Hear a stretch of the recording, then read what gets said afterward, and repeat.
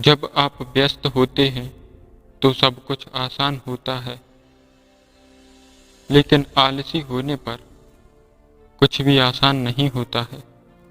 बहुत पुराने समय की बात है। गिद्धों का एक झुंड खाने की तलाश में इधर उधर भटक रहा था। बहुत कोशिशों के बाद उड़ते उड़ते वह एक टापू पर पहुंच गए।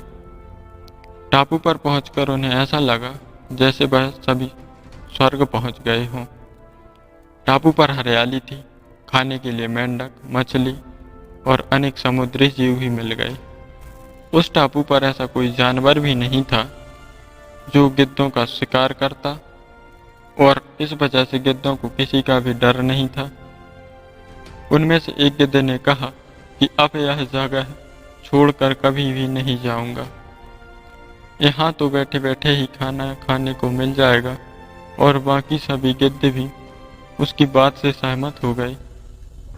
झुंड के सभी गिद्ध खुश हो गए, लेकिन एक बूढ़ा गिद्ध यह सुनकर बिल्कुल भी खुश नहीं हुआ। लेकिन वो सभी वहां रहने लगे। कई दिन गुजर गए। एक दिन उस बूढ़े गिद्ध ने सभी से कहा, भाइयों, हमें हमारी ऊंची उड़ान और अचूक वार करने की वजह से पहचाना जाता है। यही हमारी शक्ति है।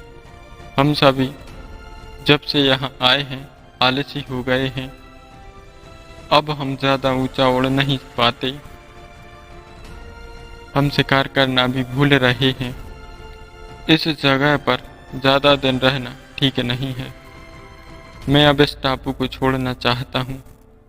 अगर कोई मेरे साथ चलना चाहे तो वह चल सकता है।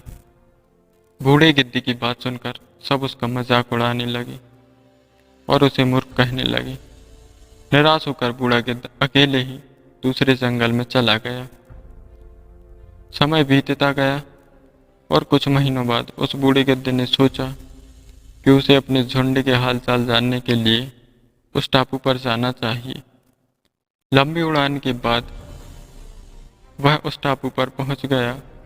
टापू पर पहुंचने के बाद उसने देखा बहुत सारे गिद्ध मारे जा चुके हैं, कुछ बुरी तरह से घायल हैं। बूढ़े गिद्ध ने घायल गिद्धों से पूछा, यह सब कैसे हुआ? घायल गिद्धों ने कहा, आपके जाने के कुछ दिनों बाद ही यहाँ एक जहाज आया था जो यहाँ चीतों का दल छोड़कर चला गया। शुरू में तो चीतों ने हमें कोई नुकसान नहीं पहुँचाया। यहाँ अनेक जीव जंतुओं का शिकार करके अपना पेट भर रहे थे। कुछ दिनों बाद जब उन्हें मालूम पड़ा कि हम ऊपर उड़ नहीं सकते और हम पर हमला कर दिया। इसी कारण काफ़ी गिद्ध चीतों का शिकार बन चुके। यह सब सुनकर बूढ़े गिद्ध को काफ़ी दुख और अफसोस हुआ, लेकिन अब वह उनके लिए कुछ नहीं कर सकता था। वह उड़कर फिर से अपने जंगल में चला गया। हमें अपनी शक्तियों का उपयोग करते रहना चाहिए, नहीं तो हम धीरे धीरे इन शक्तियों को गंवा देंगे। कभी भी आलस न करें और हमेशा मेहनत करते रहिए और अपना लक्ष्य हासिल करिए। धन्यवाद।